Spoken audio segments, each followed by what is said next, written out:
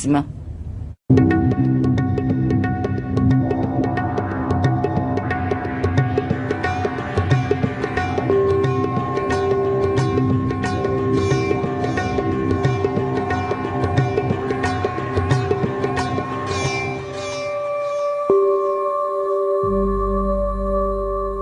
Bonjour à toutes, bonjour à tous. C'est avec un grand bonheur que nous vous retrouvons ce dimanche matin pour une nouvelle émission de Sagesse bouddhiste. Nous avons souhaité la consacrer cette semaine aux premiers pas à effectuer au début de la pratique. Une approche importante et pas toujours évidente qui déterminera notre façon d'avancer sur la voie et vers l'éveil et donc notre attitude dans notre vie de tous les jours, envers nous-mêmes mais aussi envers les autres. Alors, quelles sont les qualités à développer lors de cette première phase de la pratique bouddhiste? Quels peuvent être les obstacles et comment les contourner? De quelle manière notre maître peut-il nous aider et comment le choisir? Nous retrouvons notre invité Gérard Pilet pour répondre à toutes ces questions. Gérard Pilet, bonjour. Bonjour. Alors, vous êtes un ancien disciple du maître zen Tezen Deshimaru. Oui. Vous avez été professeur de philosophie. Oui. Vous avez également enseigné pendant 25 ans au Dojo Zen de Paris. Oui. Et donc aujourd'hui, vous menez des sessions de pratique, de méditation en France, en province et à l'étranger. Oui. Merci beaucoup d'être avec nous, Gérard Pilet. Alors, pour commencer cette émission, est-ce que vous pouvez nous dire quel lien existe entre la pratique et la foi dans le bouddhisme zen? Oui, je crois que dans l'esprit de beaucoup de gens, la foi, c'est un prérequis pour s'engager dans la pratique d'une voie. Mais en fait, cette idée n'est pas juste en ce qui concerne le bouddhisme zen. En ce qui concerne le bouddhisme zen, ce qui est requis au début, c'est une attitude favorable et positive vis-à-vis de la pratique. Cela suffit. Parce qu'ensuite, la pratique nous éveille à la foi et inversement, la foi va en quelque sorte renforcer notre pratique, nous encourager dans la pratique, nous stimuler dans la pratique. Il se constitue ainsi une sorte de cercle vertueux entre la foi et la pratique. J'entends parfois ici la conviction intérieure née de l'expérience directe, laquelle est le fruit de la pratique. Alors, est-ce qu'il y a quand même une qualité particulière à développer dans ces débuts de la pratique? Oui, la patience.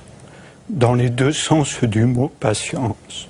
Premier sens du mot, patience, supporter la douleur. Parce qu'en effet, dans les débuts de la pratique, la posture de zazen n'est pas très confortable, il faut bien l'avouer. Et il est nécessaire dans ces cas-là d'accepter vraiment les douleurs du corps. Si on traverse cette phase qui dure de quelques jours à quelques semaines, selon les personnes, si l'on traverse cette phase, la posture ensuite va devenir très confortable. Et nous ne ressentirons de douleur que si le temps de zazen est beaucoup plus long qu'il ne l'est habituellement. Et alors, est-ce que la patience ne peut pas revêtir un second sens? Voilà. Donc, dans le second sens, la patience, c'est le temps qu'on donne au temps, le temps qu'on donne à la pratique. Et nous vivons dans une société moderne où tout va très vite. Et de ce fait, beaucoup de débutants exigent des résultats rapides. C'est dommage, parce que en ce qui concerne la voie spirituelle, il faut bien comprendre qu'on n'obtient pas l'approfondissement de la pratique en un clin d'œil. Il faut du temps. Mon maître Deshimaru, disait, en parlant de la pratique, lorsque les gouttes d'eau tombent au même endroit, elles finissent par faire un trou. Ce trou, c'est le symbole de l'approfondissement de la pratique. Mais pour ça, la patience est nécessaire. Alors on dit aussi que la lecture peut se révéler importante au début de la pratique, mais dans quelle mesure plus précisément, Voilà. Gérard Pilet? C'est exact. Dans quelle mesure, c'est la question juste. Parce que lire beaucoup, ingurgiter énormément de livres, n'est pas la bonne solution. C'est pas la bonne solution parce que le mental des gens est souvent très agité, saturé, et lire des livres ne fait que renforcer la saturation en question. Lire un grand nombre de livres, en tout cas. Il y a dans le Zen cette histoire très évocatrice, cette histoire d'un maître qui se trouve face à son disciple, et le maître prend la carafe d'eau qui se trouvait là, puis son verre, il verse de l'eau dans le verre. Le verre se remplit, se remplit, se remplit, le verre est plein, le maître continue de verser de l'eau, l'eau se répand sur la table et le disciple de lui dire « Mais qu'est-ce que vous faites, maître? Il y a de l'eau partout. » Et le maître, reposant la carafe, lui dit « Bien, tu vois, ton esprit, il est ainsi, semblable à ce verre. Il est déjà rempli, je n'ai plus de place pour y mettre quoi que ce soit. » En revanche, on ne peut pas dire qu'il ne faille lire aucun livre. Mais il est nécessaire d'établir une sorte de corrélation, d'interrelation entre la lecture et la pratique. Gérard Pilet, les obstacles sont réputés nombreux dans ces débuts de la pratique. Quels sont les principaux et comment les contourner? Oui, le premier obstacle, c'est celui dont on parlait tout à l'heure, c'est-à-dire la difficulté de la posture au départ pour le corps. Le second obstacle, c'est celui de l'impatience. Le troisième obstacle, c'est l'attachement à un certain type précis de résultats. Par exemple, vous arrivez dans la pratique avec cette idée que vous êtes très émotif et que la pratique, au bout d'un mois ou deux, va vous rendre très serein et va vous donner une équanimité en toutes circonstances. Ce type d'attachement est préjudiciable à la pratique parce que, comme je le disais au départ, il faut laisser du temps au temps. Et le quatrième obstacle, le dernier obstacle, c'est l'attachement à des représentations en ce qui concerne la voix, en ce qui concerne les effets qu'elle doit produire ou en ce qui concerne le maître. Je me souviens par exemple d'une personne qui avait quitté le temple de la Gendronnière après un jour de pratique, c'était quelqu'un de tout nouveau, parce qu'il avait vu Maître Deshimaru boire un verre de vin et qu'il considérait dans sa représentation qu'un maître ne devait pas boire d'alcool, du tout, jamais. Alors, on vient d'évoquer les principaux obstacles, mais comment est-ce qu'on peut tenter de les contourner, Gérard Pilet? Peut-être à l'aide d'un maître, justement? Oui, c'est en effet la présence d'un maître sur la voie est indispensable. Cela dit, il ne faut pas non plus se précipiter dans le choix de son maître. Alors, comment faire? Quels sont les critères, si on peut dire? Les critères principaux, je crois, dans le choix du maître, c'est d'abord choisir une personne dont l'exemple nous inspire. Une personne chez qui on sent réaliser certains des aspects que l'on attend de la voie spirituelle.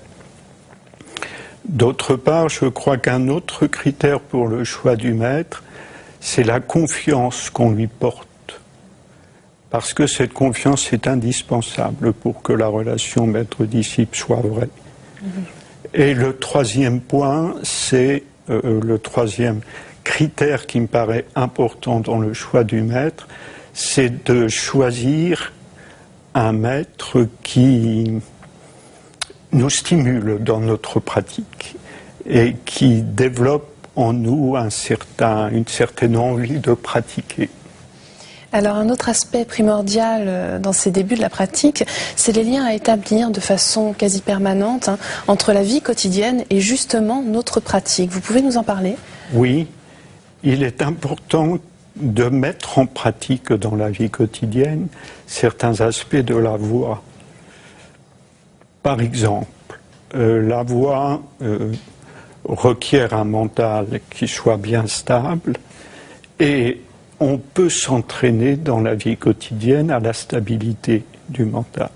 De quelle façon? En étant présent à ce que l'on fait dans la vie quotidienne, présent à ce que l'on fait dans son travail, présent à ce que l'on fait chez soi dans les tâches courantes, les tâches domestiques. Ça, c'est le premier aspect. Mais pour autant, ça n'est pas suffisant. Il faut lui ajouter aussi, je crois, la décision de faire le bien. Ces deux choses sont complémentaires. Si on se contente d'être présent à ce que l'on fait sans faire le bien, la concentration peut devenir préjudiciable. Elle peut nous rendre encore plus efficaces pour faire le mal. Par exemple, le bandit qui prépare un coup, il est très concentré sur son affaire. Il veut que ça marche parce qu'il y a beaucoup d'argent à la clé, qu'il convoite, il est très concentré sur son projet. Mais c'est dans une optique qui ne sert pas le bien. Mmh. Mais alors, à partir de quand on peut se considérer comme bouddhiste, Gérard Pillet? Est-ce que c'est quelque chose d'immédiat, dès l'instant où on pratique? Non, il y a très peu de gens qui se considèrent comme des bouddhistes au début de la pratique. Il y en a très très peu. Ce n'est que progressivement qu'on devient, par la pratique, de plus en plus intime avec la voie du Bouddha. Et de cette intimité peut, à un certain moment, naître le sentiment d'être bouddhiste. Mais ça peut demander plusieurs mois, voire même peut demander un certain nombre d'années. Alors on parle aussi de l'esprit du débutant, donc l'esprit avec lequel on débute cette pratique. Finalement, est-ce qu'on ne doit pas conserver cet esprit du débutant tout au long de sa vie?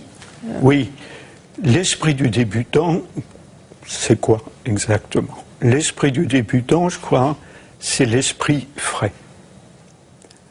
Lorsqu'on commence une activité, en fait, on a tout à découvrir. Alors on est curieux, on est intéressé, on est neuf en un mot. La routine n'est pas passée par là. Sur la voie, il est important de garder cette fraîcheur d'esprit. Lorsqu'on pratique zazen, par exemple, chaque zazen doit être neuf, nouveau. Parce qu'effectivement, aucun zazen n'est exactement semblable au précédent. Et il est important de garder cette fraîcheur jusqu'à la fin de ces jours, si on pratique jusqu'à la fin de ces jours, ce qui est tout à fait souhaitable. Très bien. Merci beaucoup Gérard Pillet pour tous vos éclaircissements. Merci. Pour terminer, voici quelques ouvrages que vous pouvez vous procurer.